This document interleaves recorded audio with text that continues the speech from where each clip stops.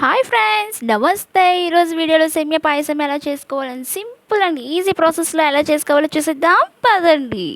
ముందుగా stove on చేసి pan పెట్టి 3 or 4 స్పూన్ గీ వేసుకోవాలి. అందులో డ్రై ఫ్రూట్స్ వేసుకొని గోల్డెన్ కలర్ వచ్చినంత వరకు ఫ్రై చేసుకోవాలి. అండ్ దెన్ 1 కప్ సేమియా తీసుకొని గోల్డెన్ కలర్ అండ్ మీడియం ఫ్లేమ్లో 3 to 4 minutes వరకు వేయించుకోవాలి.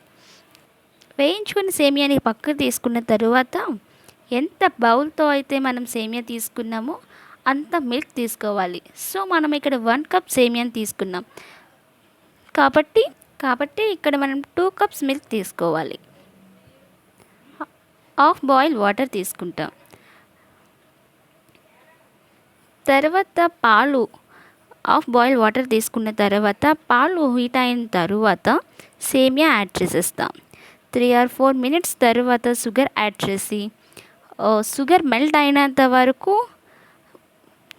ఒక 3-4 పొంగులు వచ్చినంత వరకు తర్వాత మనం ముందుగా వేయించుకున్న డ్రై ఫ్రూట్స్ని మిక్స్ చేసేస్తాం.